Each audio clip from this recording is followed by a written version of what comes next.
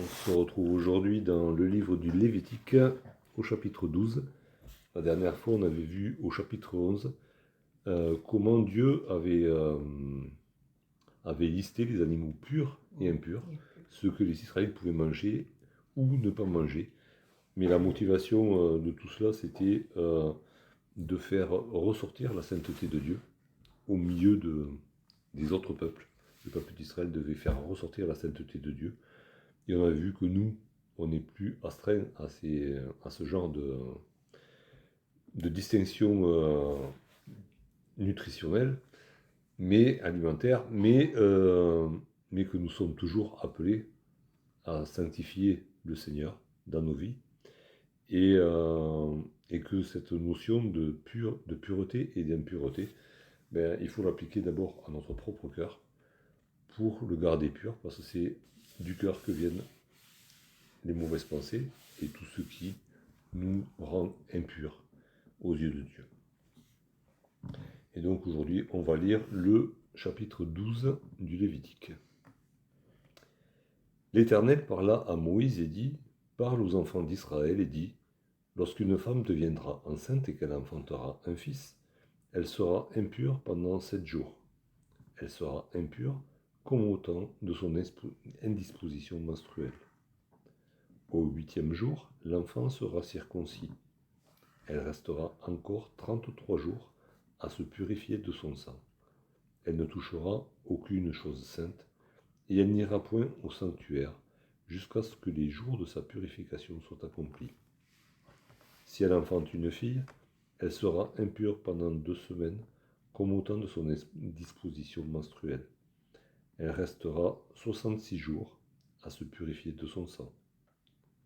Lorsque les jours de sa purification seront accomplis, pour un fils ou pour une fille, elle apportera au sacrificateur à l'entrée de la tente d'assignation un agneau d'1 an pour l'holocauste et un jeune pigeon ou une tourterelle pour le sacrifice d'expiation. Le sacrificateur les sacrifiera devant l'Éternel et fera pour elle l'expiation, et elle sera purifiée du flux de son sang. Telle est la loi pour la femme qui enfante un fils ou une fille. Si elle n'a pas de quoi se procurer un agneau, elle prendra 2 tourterelles ou 2 jeunes pigeons, l'un pour l'holocauste, l'autre pour le sacrifice d'expiation. Le sacrificateur fera pour elle l'expiation et elle sera pure. Alors, on parle justement de naissance, voilà. On est en plein dedans. On est en plein dedans aujourd'hui. Et donc, Dieu donne une loi relative aux femmes qui mettent au monde soit un fils, soit une fille, avec une notion d'impureté, impureté pendant 7 ou 14 jours, suivant que ce soit un fils ou une fille, et un temps de purification de 33 ou de 66 jours, selon que c'est un fils ou une fille. Alors, la première chose à poser, c'est que Dieu n'est pas misogyne. Ok ? On le rappelle, Dieu ne fait pas de favoritisme. Et dès les premières pages de la Bible, quand l'homme et la femme ont péché, Dieu maudit le sol à cause du péché de l'homme. Et il dit à l'homme, c'est à la sueur de ton front que tu en tireras ta nourriture. Et il dit à la femme, c'est dans la douleur que tu enfanteras. En français, comme ça a l'air bizarre, qu'il y ait une chose différente pour l'homme et pour la femme, puisque les deux ont péché. En hébreu, c'est le même mot. Enfanter dans la douleur ou souffrir, transpirer pour faire sortir la nourriture du sol, c'est le même mot. Dieu ne fait pas de favoritisme, il n'est pas misogyne. Il y a le péché, et du coup, à cause du péché, il y a une malédiction qui est tombée. Mais il n'y a pas, c'est le même mot en hébreu. Si je puis me permettre, dans le contexte, enfin, il me semble que ce qu'on devrait plutôt dire d'instinct, ce serait pas que tu n'es pas misogyne, mais que tu n'es pas, comment on dit pour les hommes, misandre. Parce que je veux dire par Non, là que, misanthrope, c'est pas exactement le contraire de misogyne. non, c'est pas le contraire, C'est pas le contraire. mais je veux dire, pour le coup, la mère peut passer plus de temps avec une petite fille qu'un petit garçon. Donc du coup, c'est plutôt la femme qui est avantagée, en l'occurrence, non? Peut-être, hein. Euh, après, ces choses-là sont reprises aussi au chapitre 15 par rapport à l'indisposition menstruelle. Et, euh, et on y reviendra, du coup, au chapitre 15. Euh, à mon avis, alors il y a le côté impureté, mais quand Dieu fait quelque chose, c'est aussi à l'avantage de la personne. Et je pense que du coup, ça mettait la femme au repos par rapport à son mari aussi, au moins pendant une semaine, parce que l'impureté de la femme était, on va dire, contagieuse, hein, pour l'homme qui allait vers elle aussi. Donc, c'était peut-être aussi une manière pour Dieu de donner du repos à la femme. Le congé maternité avant la lettre. Pourquoi pas? De toute manière, on n'a rien inventé. Tout ce qu'il y a de bon dans nos lois, on peut le retrouver dans la parole. Donc, pourquoi pas? Toujours est-il que Dieu ne l'appelle pas comme ça, mais que ça faisait un congé pour la femme.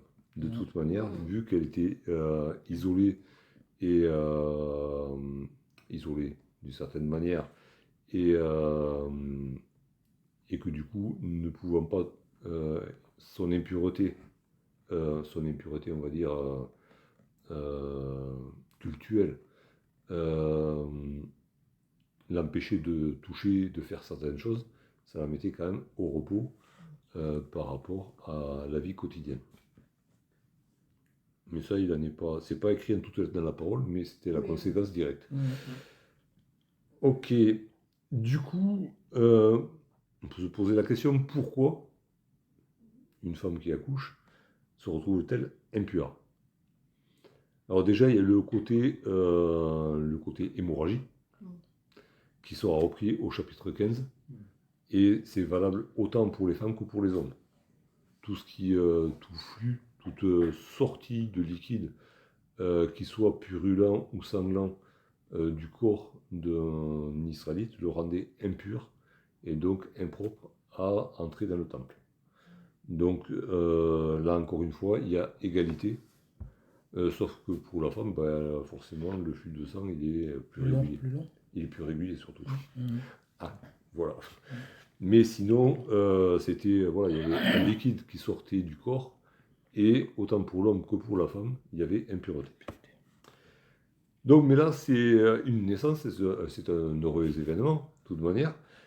Et ailleurs dans la parole, les naissances sont bien fêtées, et c'est une bénédiction, hein, c'est pas...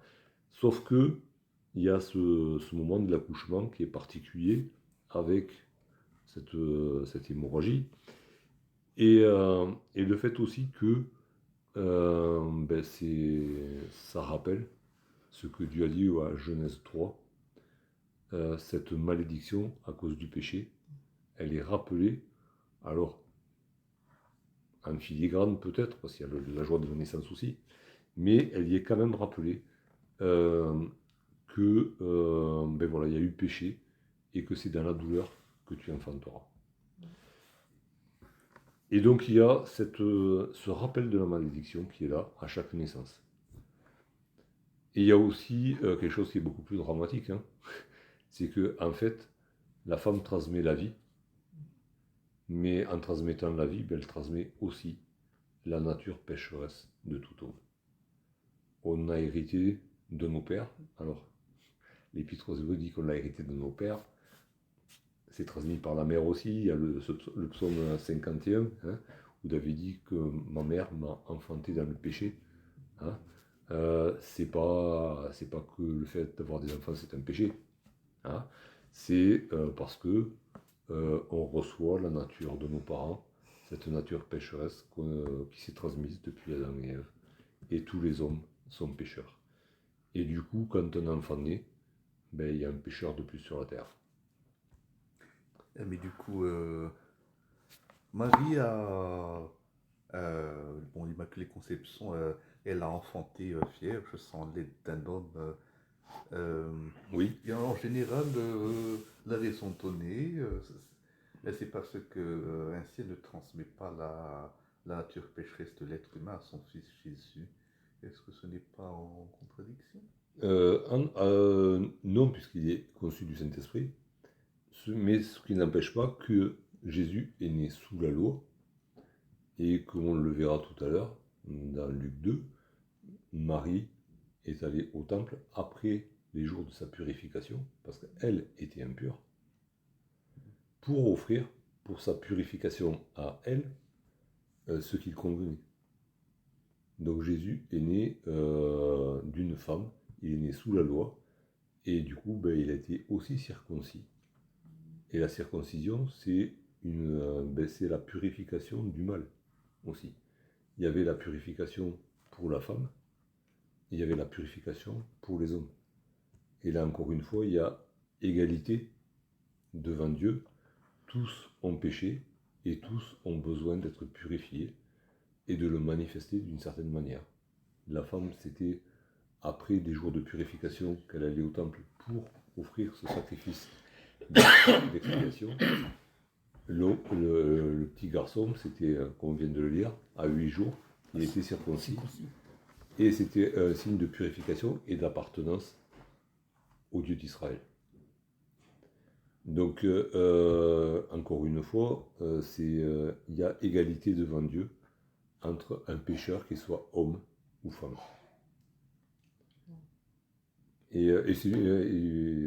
Avant de venir, j'ai lu dans Galates, justement, maintenant, il n'y a plus ni homme ni femme dans le Seigneur, parce que nous sommes tous des pécheurs graciés.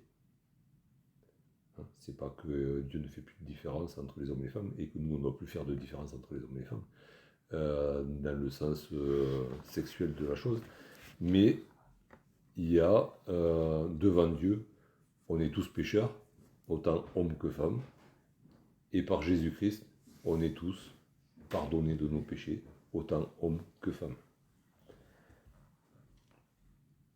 Et donc voilà, il y a cette au moment de la naissance, il y a une nouvelle vie, mais c'est la vie d'un pécheur qui commence. Hein. Alors, forcément, l'enfant n'est pas apte à faire des choix, encore, mais dès qu'il le sera, il va en faire des mauvais. Ah, dès qu'on lui dira touche pas, il va toucher. Dès qu'on lui dira fais pas ci, il va le faire. Hein. Donc, il est pécheur par naissance. Par naissance, voilà. Comme il y en a qui sont nobles de naissance, il y en a qui sont pécheurs. On est tous pécheurs par naissance. On est impur par nature. Et si on regarde au chapitre 11, Dieu avait dit que certains animaux étaient purs et d'autres impurs. Parmi les hommes, Dieu il dit tous les hommes sont impurs. Job le dit, à un moment donné, il dit est-ce que ce qui vient de l'homme, est-ce que ça pourrait être pur? Non. Il y a des animaux qui sont déclarés purs, il n'y a aucun homme qui soit déclaré pur par lui-même, par sa propre nature.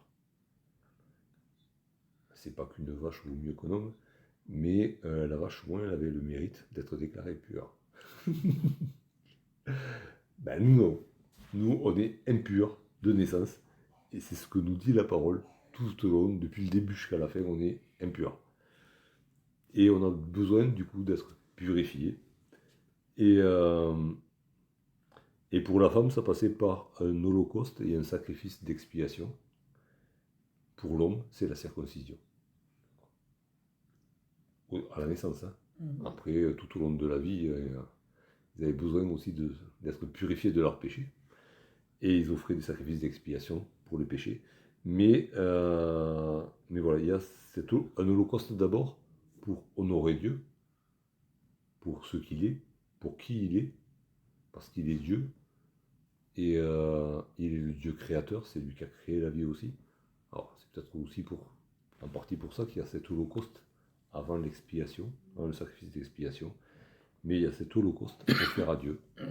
Et sur l'holocauste, il y avait le sacrifice d'expiation qui était brûlé, comme on l'a vu au début du livre du Lévitique. Et donc, pour l'holocauste, il était demandé un agneau et un pigeon, une tourterelle, pour l'expiation. Sauf pour les personnes trop pauvres pour avoir un agneau, mais elles pouvaient offrir 2 pigeons, 2 tourterelles, un pour l'holocauste, l'autre pour l'expiation. Et le fait qu'on puisse offrir un sacrifice de moindre valeur par rapport aux hommes, c'est une attention de Dieu envers tous les pécheurs. Le salut, il est assuré pour tous. Trouver un pigeon, 2 pigeons, c'était plus facile que trouver un agneau, hein, financièrement.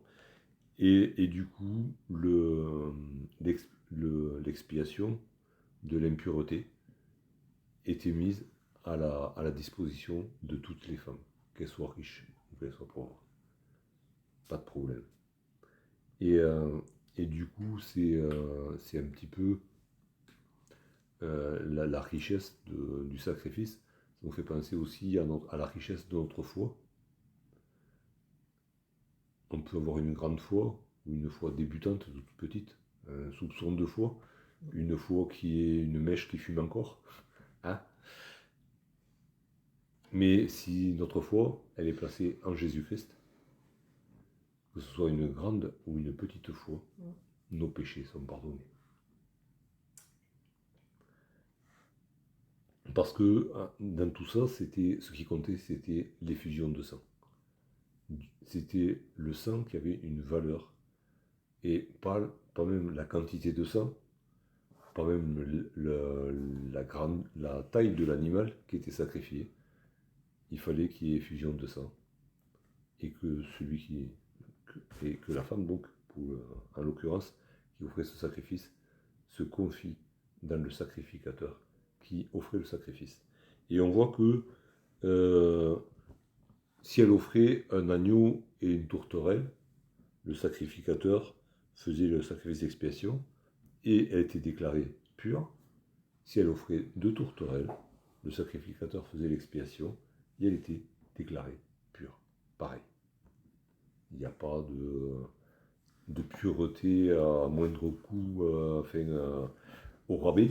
C'est pas une pureté au rabais qui était acquise, c'était la même pureté pour toutes les femmes. Et du coup, on peut lire dans Luc au chapitre 2.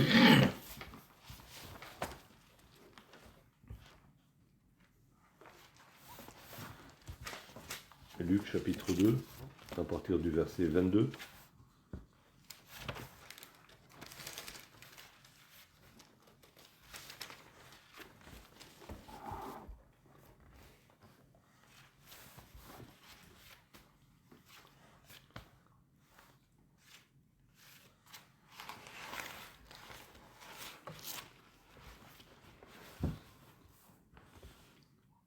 Au 21. Le 8e jour auquel l'enfant devait être circoncis étant arrivé, on lui donna le nom de Jésus, nom qu'avait indiqué l'ange avant qu'il soit conçu dans le sein de sa mère. Et quand les jours de leur purification furent accomplis, selon la loi de Moïse, Joseph et Marie le portèrent à Jérusalem pour le présenter au Seigneur, suivant ce qui est écrit dans la loi du Seigneur. Tout mâle premier-né sera consacré au Seigneur. Et pour offrir en sacrifice 2 tourterelles ou 2 jeunes pigeons, comme cela est prescrit dans la loi du Seigneur. Il y a combien de fois la loi du Seigneur là-dedans? Au moins 2 fois. 2 fois. 2 fois. Ouais. 2 fois. 2 fois. Et encore, en au-dessus, c'est pas la loi du Seigneur, mais il a été appelé Jésus, comme l'ange l'avait indiqué, de la part du Seigneur. Ouais. Hein. Donc Joseph et Marie font tout comme l'a demandé le Seigneur. Et entre autres, ils vont offrir ce don de sacrifice de 2 tourterelles parce qu'ils n'avaient pas les moyens de s'acheter un agneau. C'est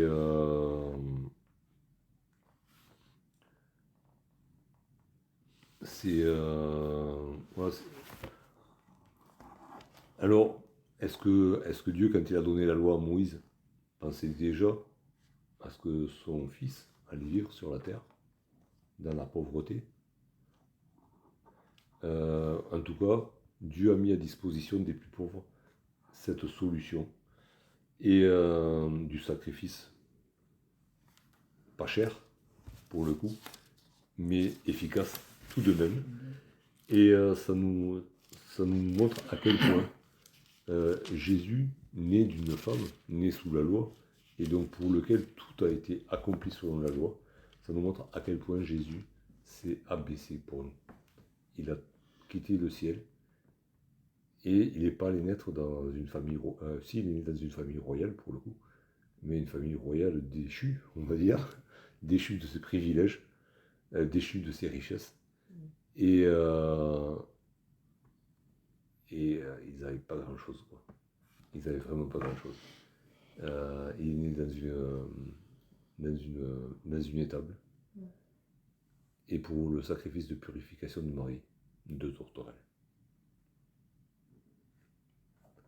Je ne sais pas comment ils ont fait, parce qu'il y avait le rachat, puisqu'il a été présenté au temple, il y avait le rachat de sa vie. Là, peut-être qu'ils ont tout mis là-dedans, et qu'ils n'avaient plus rien pour acheter l'agneau derrière. Je n'en sais rien, mais en tout cas pour Marie, il ne restait plus que de quoi acheter 2 tourterelles. Point barre. Donc ça nous montre vraiment à quel point Jésus s'est abaissé pour nous. Alors de cela, qu'est-ce qu'on peut retenir? Alors oui, c'est vrai, il faut être conscient, chaque fois qu'il naît un enfant, il naît un pécheur de plus sur la terre. Et qu'il n'est jamais arrivé un enfant pur sur la terre, si ce n'est Jésus. Mais que lui-même s'est soumis à la loi et est allé jusqu'à demander le baptême de Jean aussi, alors qu'il n'avait pas péché. Mais il s'est soumis à la loi, à tout ce qui était convenable, à tout ce qui pouvait plaire à Dieu. Il l'a fait. Ça, c'est la première chose. Enfin, par rapport à nous, on est tous pécheurs dès la naissance. Il n'y a pas à tortiller. Sauf le seul homme qui soit né sans péché et qui soit resté, c'est Jésus. Et puis il y a l'expiation des péchés qui est mise à la disposition de tous.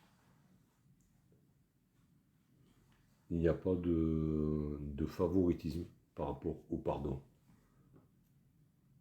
Une petite effusion de sang suffisait pour être pur. Une petite foi dans le sang de Jésus nous rend purs de tout péché.